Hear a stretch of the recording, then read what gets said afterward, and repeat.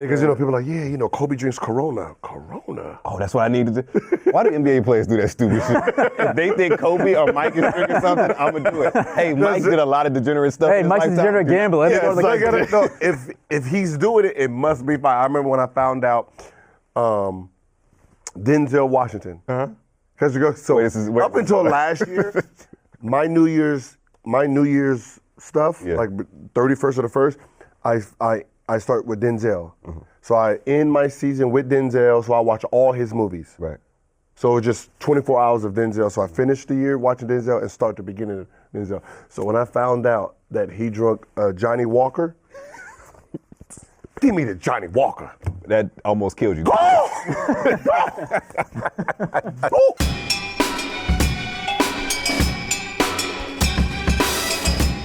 Welcome to Out of Bounds. We hope that you had a great weekend. I'm Pierce Simpson. Look, new time, new hour, but things don't change. I got Complex Sports editor, Mr. Adam Caparell in the building. Cap, how you feeling, brother? We're doing well. Doing well? We're doing well. Early in the morning. Good to go. Good to go? You got your coffee? You ready to go? Yeah, we're Wandering Bear, sponsor the show. Hey, I'm with it. And next to Adam Caparell's three-time NBA All-Star, three-time NBA, all NBA team member, Mr. Gilbert Arenas. Well, get the shit right. I got it right. We've been doing this for a while now. I got it right. I got it right. I was getting my NFL and NBA confused a little bit. But Mr. Gilbert Arenas. What's happening? How you feeling, man? Good. Long weekend in Vegas, supporting the little ones, tournaments galore. How'd they do? We got cheated. The girls Okay. I didn't even get to see my son play, so that was the bad part. Yeah. Because they were playing at the same time, different gyms, so I had to run. Right. And I'm like, he's fine. Let me just go watch my daughter. But you still kind of have the Vegas fit on. I got the Vegas fit, I didn't realize how big I am in Vegas. I'm a rock star. Oh, really? Yeah, it's weird. I know, you wouldn't think so. Because security detail? No, it was like the most sincere, arrogant, humble comment I've ever heard in my life. Yeah, no, because it's weird because it's like Vegas. There's no team in Vegas. There's nothing. Yeah. But mostly a lot of Asians go there. So hibachi, all my tours. So when I'm walking, it's like Asian zero, and then they just go crazy. I'm like, this is. So you're saying that if we see you disappear from the show, all of a sudden one day you're in Vegas? Yes. I'm the man in Vegas. I'm gonna have to get a house out there. Apparently. Feel that. It's like Washington, D.C., and then Vegas. It's like my. I'm just thinking out. It's like my fan base for some reason. I'm just thinking out loud. You got Gilbert Arenas and you have Vegas. That might be a bad combination. I don't know about that. I don't gamble. You don't gamble? Okay. All right. I'm with it. I'm not mad at it. It's a family-friendly show. Now, while Gilbert Arenas was enjoying Las Vegas and what everything that city has to offer, the NBA playoffs got started over the weekend. A lot of great games in the first round matchups. LeBron James had a triple-double, even though they got rocked by the Indiana Pacers. Anthony Davis got his first playoff victory. Of all the games that we saw this weekend, what was the most impressive? Hibachi, I'm going to start with you, brother. Boston. That was an incredible game. That was an incredible game yesterday. Overtime victory for the Celtics. Because role players actually stepped up and had to have, star-like performances. Absolutely, because Kyrie Irving and Gordon Hayward, arguably their two best players, are out for the season. They only have Al Horford that's in right now. Like Charles Barkley said, when I have that stat line, they were telling me to retire. So, 24 and 12? Terry Rozier went off for the Boston Celtics. Mm-hmm. Do you think Boston can keep this play up against the Milwaukee Bucks? I don't think so. I don't think so either. I mean, you had, 5 players that scored basically 20 points. Yep. And you won by 5. Mm-hmm. So it's one of those things where it's like, that's not actually. Of course. It's not actually a good one. Yeah, and Milwaukee played pretty terrible. Eric Bledsoe had a. That's what I'm saying. Yeah. The other team played horrible. I mean, Guinness did what he did. Yeah. But, you've played well and the team played bad and you beat them by 5. Really shows what the rest of the series is going to look like if these guys can't keep up this play. Yeah, Cap, what do you think about the first round? I think from Sunday's action, LeBron's worthless triple-double. You and I we kind of poo-pooed the whole triple-double thing with Russ last week about how it's not that big of a deal. What did LeBron do on Sunday? 24, 10, and 12, and what to get him? A rousing loss. Have you seen the rest of the roster? How they played against Indiana? But that's the thing. You shut his team down and him down, and he has a triple-double. That's the scary part. But they lost they lost by what, 10 points? What the final score was? But that's the scary part about the game. Yeah. That 24, 12, and 10 is what he gives you on a losing effort. But didn't even get him close in the game. Not if he did, but they lost that game at the first quarter. Yeah, it was over in the They played no defense. And Victor Oladipo went off. I think he was 11 of 19 from the field, 6 3-pointers. Lance Stevenson was up to some of his old tricks. So I told you last week that was probably the best and most interesting series in the Eastern Conference. And now you actually have a series because the road team actually won a game. So this is going to be a very fun series and probably maybe 6 or 7 games. It could be 4-2. 4-2. That's 6-game series, though. That means drama. Yeah. If. You think you can take care of it 4 in a row? Close out in 5? Yeah. I don't think so. Gentleman sweep right there. This is a gentleman sweep. Based on how garbage that defense is? Gentleman sweep. Give the girls their first. We'll take it from here. But what I'm intrigued about with that series, particularly how Game 1 played out, Tristan Thompson only getting 2 minutes. We know how his personal life was all in the tabloids last week. Do you think that had to play in him not playing? If that's the case, then you should get kicked out the playoffs now. Like yeah, it makes sense. If you're penalizing a guy for him doing what your whole team does, just didn't get caught. That's you know what I mean. Come on, Tyrone. I'm pretty sure you got hoes in Miami too. So let's just stop already. So I mean, you can't use this man's personal life against him on the court. Yeah, but he's running. You know, the media when they were let into the locker room, supposedly Tristan ran right out when they came in. So he's avoiding any and all media exposure. Was the media pregnant? Because that's what he runs, baby. He's like Hussein Bolt out there. Go. That was pretty good. Over the weekend, the Toronto Raptors also kind of conquered some demons by winning Game 1 of a series. But Philadelphia really shocked me in how dominant they were against the Miami Heat. That's a particularly young team with not a lot of playoff experience. Ben Simmons did what he normally does, filled up the stat sheet. Do you think Philadelphia is a team that could be poised to make the Eastern Conference Finals and maybe make the NBA Finals? As he blinks his eyes. No, they're going to make the Eastern Conference Finals because their road is so easy. Right. You got Miami, who don't actually have a star. You know, that's not going to demand much. Yeah. You know, especially from the referee standpoint, not going to demand much. And then from there, they're going to either face a Milwaukee or banged up Boston. So, you know, to win 130-103 without potentially their best player, Joel Embiid, has to be impressive for Game 1, right? It was. Yeah. I liked it. Which team is in trouble in the first round of the playoffs so far? Boston. Boston? I think Boston's still in trouble. Even though they won Game 1 in impressive because fashion. You had five guys that scored 20 points. I mean, you had 5 guys that scored 20 points. Yeah. And you win by 5. That's tough. That is not. That's not very reliable. I'm here for the Cavs death watch. Okay? I want LeBron taken it to the brink, and then we'll see some greatness, and then I will applaud a triple double and a winning effort and all that stuff. I'm just gonna say this. Do you really think the NBA will allow LeBron James You're saying conspiracy? to be put out in the first round? I how said, much money will be lost in this. I said death watch, not certain death. Okay, it's good to be on the brink of death and come back. It makes for a better drama. I thought we saw LeBron's greatness, and not for anything that we saw on the court, but the fact that the Cavaliers are a 4 seed, and the NBA decided to put their number 1 broadcasting team on that game against the Indiana Pacers. So, like you said, it's LeBron's league. Come on, guys. LeBron's league. Come on. Didn't talk about one team in the West, that being the Spurs. And I bring that up because when you ask Gregg Popovich about Kawhi Leonard, he doesn't have an answer for you. So on Sunday, the Spurs coach said that the star forward for his squad continues to be absent from the team during the playoffs because Kawhi Leonard's medical team has not yet cleared him to return. So this keeps getting spicier and more ridiculous as the kind of season has unfolded. So Popovich, on Sunday, was asked if he expected Kawhi to rejoin the team during the postseason, and Popovich said, quote, "You'll have to ask Kawhi and his group that question. So far, they say he's not ready to go, so we can't do anything until that happens. Then we would have to decide what's going on from there, but that's the first thing that has to happen." Obviously, Kawhi has played all of 9 games for the Spurs. It's been a reoccurring drama. We have no idea if he's actually healthy to play or whatnot. He's supposedly in New York right now getting rehab. But just in general, how does Kawhi, the star player, not playing, number 1, and also not being around the team, number 2, for their playoff push, affect the guys? You know, it's so funny, actually. So it's his own outside medical staff. He's been seeking treatment in New York. Yeah. And they're saying he's not ready. Yes. It's very. See, I thought it was just like his people. Like, you know, when you say people, you don't. Like his inner circle. Yeah, you thought it was his inner circle that's holding, but it's an actual outside medical. Spurs and Popovich, again, he's been asked this multiple times. He keeps. So this is like the TB12. The TB12. Yeah, kind of. That's kind of like that. Yeah. I respect it more then. Why? Because they don't have any outside. I mean, they don't have a conflict of interest here. You know, their interest is just to get him healthy and make sure when he gets on the court, he's fully 100. Obviously, the medical staff of the team, the medical staff of the team is going to say whatever just to get their best player back. So if their outside sources says he's not ready, then I'm pretty sure he's not ready. But what do you make of Tony Parker, who had a similar injury with the quadricep, I believe in last year's playoffs, come out and say that his injury was worse and he came back sooner than Kawhi? People heal different. Yeah.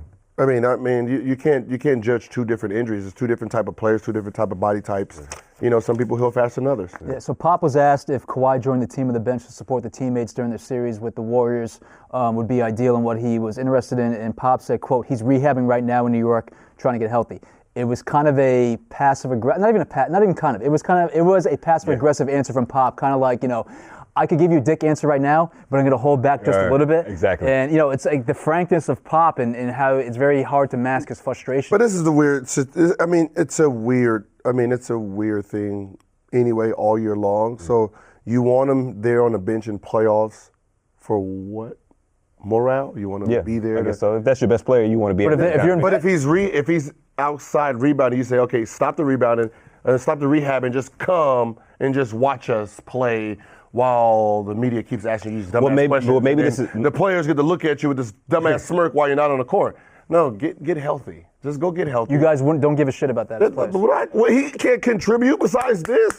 The fucking whole crowd is doing that. What the fuck I give a shit for? If Kawhi Leonard is actually on there saying, good job today. No, are you healthy? Just go get healthy. Did Kawhi quit on the Spurs? Are we at the point now where we have to ask that question? Quit on the Spurs? Before you read, especially when you hear the trade rumors coming out about the Los Angeles Clippers potentially wanting to make a move on him. Now you have other teams that have. I think it's a legit question. But that's it. Before you read that there was an outside medical staff that is holding him back, I would say no, he did not quit. He's following the rules of the outside medical staff. We got to remember they don't have an agenda here. Their agenda is he's paying us to make sure he's 100%, and we're not going to release him until he's 100%. How much of? I wish I had one of those. Yeah. I guarantee every NBA player wish they had an outside medical staff that had their best interest. So you respect that completely? That's what I said. I respect it. How much of it do you also think is like the ghost of the situation that Isaiah Thomas went through last season with his hip and fighting? Like I said, so somebody like Isaiah, I'm pretty sure he wished he had outside sources saying, you're not ready. Yeah. Now, you can go out there, but you're not 100 and you might hurt it some more. But go back to what Isaiah said about how playing despite his injured hip and how shaky it was and the dire consequence of continuing playing that hip could have presented themselves, and they ultimately did. He kept playing because he felt that was the best thing for him personally, dealing with the loss of his sister. For him. So it's on you. So. But for him personally, right? They're on a roll. I mean, he's in his mojo, and there's no bad down talking on him at that point. You got to remember, if I'm rehabbing and then they're throwing shots at me, even if I'm 95%, you're throwing shots at me. You know what? I'm just gonna wait this extra 5% out.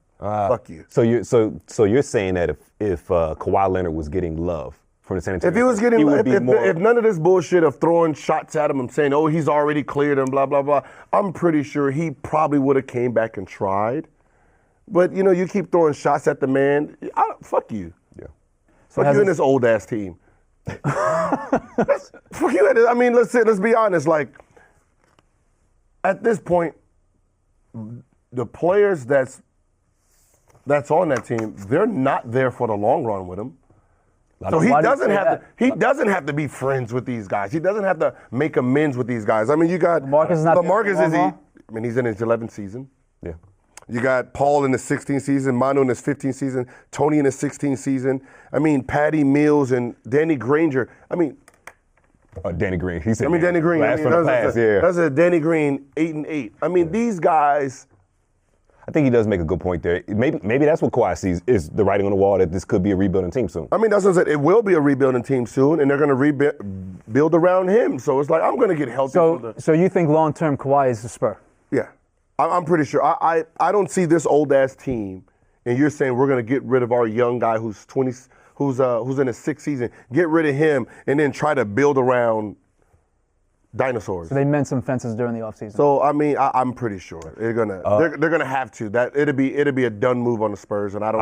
I'm gonna take another angle on this. I think it's going to be the opposite. I think he'll probably sign his Supermax extension, which he's eligible for this offseason, and then eventually get dealt, whether that's to the Clippers. I saw a hot take on Twitter that could definitely work. The fact that they mentioned Kyrie Irving, a pick for Kawhi Leonard. Kawhi wanted to go play in San Antonio. Maybe that could work. I know the Spurs are smarter than Dan Gilbert, and I'm not gonna sign Kawhi to a max and then trade him. Kawhi, if you really want to leave that money on. You're gonna leave off the stats you created this year, and let someone pay you the max, which is gonna be 70, 80, 90 million less than we are. Now that's a decision you have to make, and as Spurs, the decisions that they make, they're pretty smart to say, I'll take the gamble. That's right. We'll get nothing for you, but you'll sign a 1-year deal, whatever. I think that he still stays a Spur for the long term because, again, we saw how LaMarcus was a little bit pissy with Gregg Popovich going into the last offseason. Asked to be traded, and they figured out a way to make it work. So. Yeah. It's the mojo down there. Yeah. Why mess with a good thing overall with what Popovich As I said, it's just one of those things where, he said, fuck that, I'm going to just. It's funny. But that's what I said. We talk about how IT did all this. Yeah. Where's he at now? Getting surgery. Screwed. Wish he should have said, "Fuck that! This ain't the best thing for me to go out there and play." He even said that on his Book of Isaiah miniseries on Players Tribune. He wish he would have got the surgery earlier. So. Yeah. He's straight up screwed. Yeah. All right, sticking with Shit. I know, right? He's in the dark. Sticking with Spurs Warriors right here, we have to talk about a fire fit because frenemy of the program, Swaggy P, wore something either suspect or brilliant to Game 1 of the Spurs Warriors series, and we need to judge that right now with fire fit. All right, Mr. Arenas. Mr. Swaggy P wore a pair of silk boxers and I guess a matching robe of some sorts to Game 1 of the Spurs Warriors playoffs over the weekend. And I believe backstage you were telling us you had a little conversation with Mr. Nick Young. Yeah, I texted him and said, "What the fuck are you doing?" Oh, wow. You did not approve of the fit. No, I don't know. Okay, because it's the play. Like if you do this first game of the season or whatever during the season, but you're getting ready for the playoffs. I mean, that is a serious point in a coach's and the team and the city's, dreams or whatever. But this is what you wear the Game 1 to show that you're ready for the playoffs.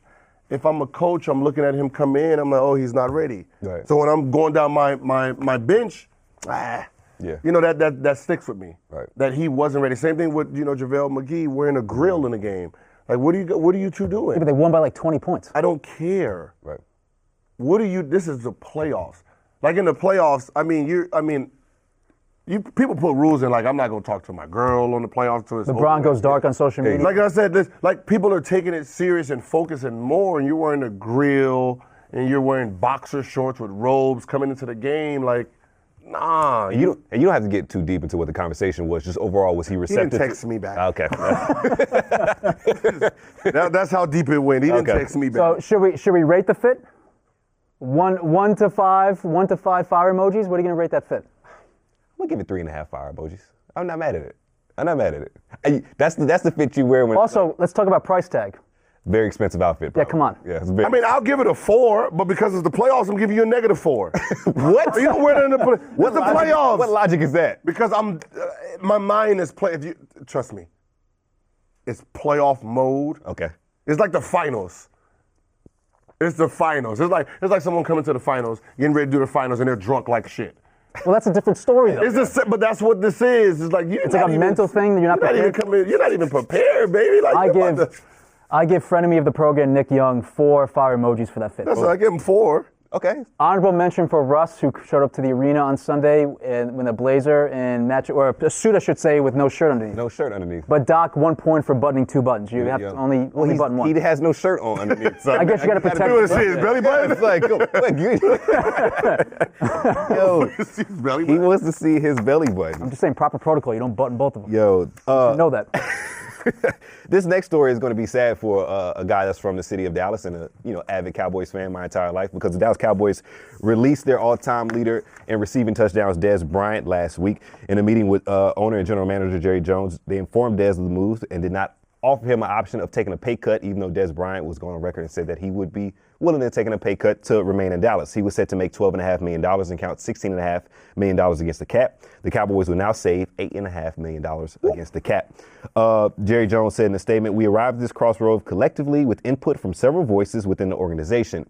Those several voices comment definitely caught Dez Bryant attention, and he said to the NFL Network, I won't put no names out there, but they know. I went to them to know. I know. I'll shoot them a text message and let them know. Little do they know is they can wear that C all they want to, but in the locker room, they know who they run and who they talk to. They know who they communicate with. Everybody knows where the real love is at." Dez Bryant also mentioned when he was leaving the facility after he got cut that he'll see the Cowboys twice a year, implying that he may sign with a division rival to get revenge. What do we think of the entire situation? Do you buy the fact that Dez Bryant will take less money to go get revenge against a team that just cut him? I'm pretty sure. I mean, if you say you'll take less money to stay there, I'm pretty sure you'll take less money to play him twice. Right? To play him twice. Yeah. He said you can wear that C all you want. So I think he's saying cunt or coach. Wow. No, I don't think he was going. I think he was talking about Cowboys. You can wear the C all you want. Our captains, because the NFL or coach has the captain patches. Or coach. It could be captains. Or a bunch of cunts. Coaches and captains. Either one. It was a lot. Yeah. Not the C word. Not that C word. Not where he went. Some of the Cowboys captains are Dak Prescott, Jason Witten, Sean Lee, Tyron Crawford, Dan Bailey, and Orlando Scandrick. How many fucking captains do these motherfuckers have? Yeah, it's a lot. It's 53-man roster, yeah. Orlando Scandrick got cut this offseason as well. He signed with the Washington Redskins. Cap, who are you siding with on this situation? If we were doing like a fair or foul kind of segment, I would kind of fall somewhere in the middle. I think it's fair that Dez got cut because I don't think that he is the same receiver that he was 2 or 3 years ago. I think the numbers. Now you're going to fight me on this. I think his numbers. You've seen a drop off in terms of production. Yeah. He's not the premier receiver that he was again 3 or 4 years ago. So I think it's totally justifiable for what you're paying him, what you're getting out of him, to cut him. It's completely foul. It's completely foul on the Cowboys for cutting him when they did. Free agency began 30 days ago. Right. You completely fucked him over by releasing him now when other positions have been filled for wide receiver and giving him a chance to go to a team that has a need and letting him do his business. Like, he's behind the 8 ball completely releasing him so late in the game. I think that point that you made, releasing him late in the game, that was a poor decision, but I think that just shows the internal battle that potentially took place between the top executives in the front office.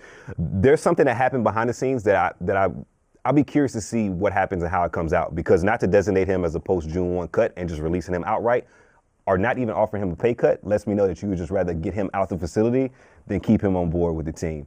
But what he mentioned about Garrett guys, we've heard this time and time again from high-profile players that end up leaving the Dallas Cowboys. One that's a Hall of Famer right now, Terrell Owens, made the same complaints in 2009, 2010 when he was cut and eventually went to Buffalo. Martellus Bennett even said some same things when he left Dallas. So if Jason Garrett's the common denominator, and we hear this time and time again where good players are getting ushered out the headquarters, you might need to look at the head coach and see if... Yeah, but your owner, the owner of your squad, loves him. Yeah. So what are you going to do? He said it, and I think that's what kept Dez Bryant around long as he did, and you saying releasing him late in the game. I think Jerry Jones wanted him to stay on board. I think they just released him late in the game because that's what they were going to do. So he wouldn't sign with someone that was... That had cap space. That's extra fucked up. That's extra fucked up on that. That's the game. Yeah. It's filthy sometimes. But you think it's ridiculous that Dallas cut him? Yeah. It's a Dallas Cowboys. No, but he's got a reason. But I'll give you a point. His production has slipped since he broke his foot in Week 1, 2015 against New York Giants. You can't justify the salary he's making right now in comparison to, the top tier wide receivers in the league. But then again, the game's changing. Sammy Watkins got $16 million a year. He's played like 30 games throughout his career so far. He has a number of injuries. Even Dallas was thinking about signing him. But with a guy like Dez, he needs a specific quarterback that can put him in places, throw him open, because he's not going to beat guys with separation. But, you say he's fallen off, but he had more touchdowns than Julio Jones last year. Matt Ryan had an off year. That's what we're going to go with? Matt Ryan had an off year. That's what we're also, but I mean, you're going to pay him $16 million for the decreased production? But here's the thing. Wide receiver is the most replaceable position in football. Allegedly, but yes and no. That's like a shooting guard in NBA. Yes and no. I think that's more so running back than wide receiver. Right? Would you agree? They can go get an impact receiver in the draft. I hope. Who's the last great first-round receiver to come out? I'd have to go back. No one comes to mind. No, definitely not. He just yelled out a name. Definitely not Michael Crabtree. Odell Beckham Jr., you know what I'm saying? 2014. So that's... So Crabtree ain't good? He's solid. He's all right. Okay, respectable, yeah. For some reason, I just remembered that name being drafted because I like Crabtree. Another Dallas guy in the house. I was like, that's a nice name. So do we think revenge is overrated? If Dez is seeking revenge, maybe he goes sign with the Giants. It motivated him this whole summer. Okay. So you buying it? Yeah. I hope to God he signs with an NFC East team because the two matchups with the Cowboys are going to be must-see TV. Yeah, To see him go off, for a game that he's basically not capable of anymore for 175 yards receiving. Yo, my man, stop slandering him right now. But I love when they say, I want to see him go off like he's the receiver, like he needs the quarterback to actually throw him. Well, yes, it's a team. It's the most. It's not like team there is. It's not like he's. It's not on him completely. It's not like he's the quarterback and he gets to dictate. And some people made the case since Tony Romo retired, Dez Bryant's not been the same type of wide receiver. But can that revenge sustain an entire season? Yeah, let's say, you played them. No, not a season, a summer. A summer. Like, it's going to push him into a training camp. So maybe revenge is overrated. No, I mean, for him, this is where he's getting cut. So it's gonna drive him. So it might make him better. It's going to drive him to be who he was so he can prove that you cut me for no reason. But the 2 games he has X'd out will be his revenge games. Okay. Revenge is like, it builds you for the summer. It gets you ready during that summer. It's like you said, in a tweet, he said, if I didn't have my edge, I got it now. I'm sorry, they're gonna feel me. It's personal. It's very personal. So that means he's about to work his ass off this summer. Hey, listen, second best receiver in Cowboys history. Whatever gets you going in the morning. Whatever gets you going in the morning. This was his pot of coffee. Yeah, exactly. Yes. This just cost him $12 million. Yeah, exactly. It cost him a lot of money. Or $16 million. All right, switching gears a little bit. Time to reminisce. This is On This Day. All right, guys. So on this day, back in 2003, Michael Jordan scored 15 points in his final NBA game.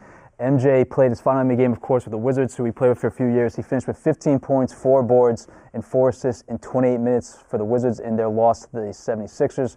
Jordan went to the bench with 4:13 left in the third quarter, didn't return until 2:35 remaining in the game, picked up a quick foul while Philly was chanting, "We want Mike, we want Mike," when he came out, and then exited the game with, I think, about a minute and change on the clock. I don't remember this game at all. I'm racking my brain. I can't remember this highlight. I can't remember any of the moments of Mike getting his final send-off to the crowd in Philly who were chanting his name. You guys remember this game at all? I definitely remember this game. He had the Jordan 18s on, and he was waving to the whole crowd. I remember that picture because I was in 5th grade, and I took the newspaper, cut it out, and put it on my wall. So, yeah. I was remembering Golden State chanting Gilbert, because it was my last game. Oh, really? Okay. Yeah, and we were playing the Lakers. Kobe went off for 45, Shaq went off for 27, and the kid himself went off for 33. Hey, shout out. In my sophomore career. Okay. And the big money was coming. Cha-ching. That's what I remember that day.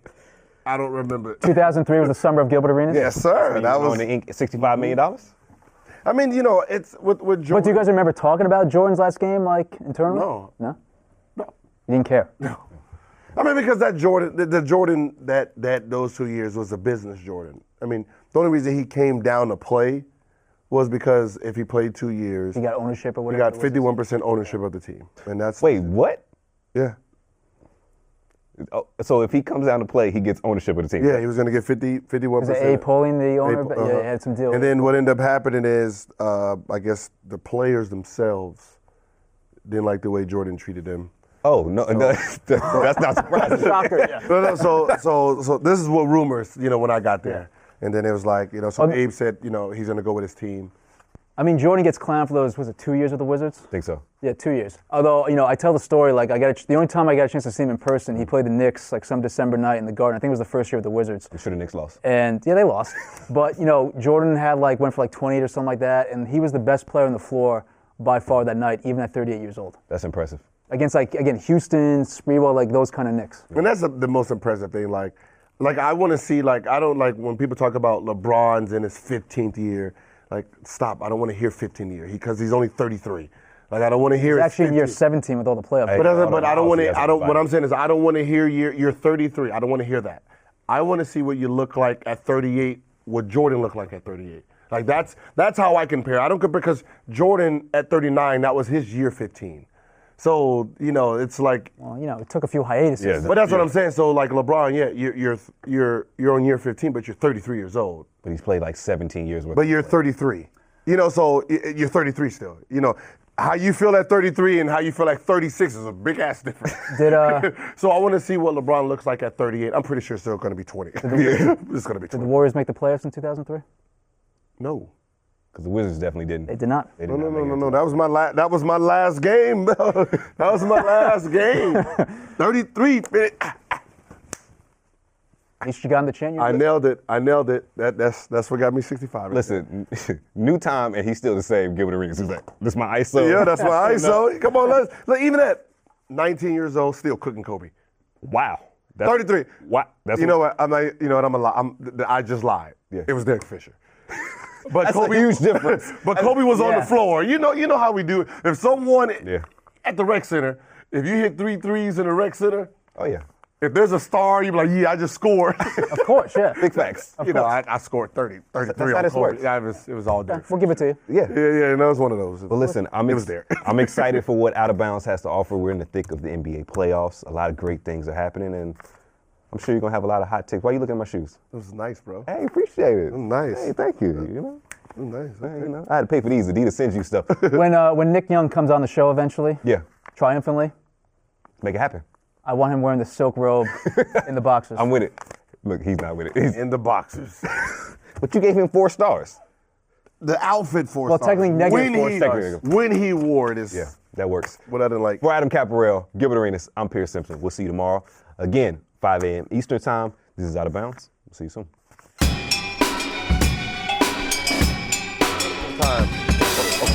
That means you can be drinking your White Russian until 2 o'clock in the morning and see the episode live. Yes. Yes.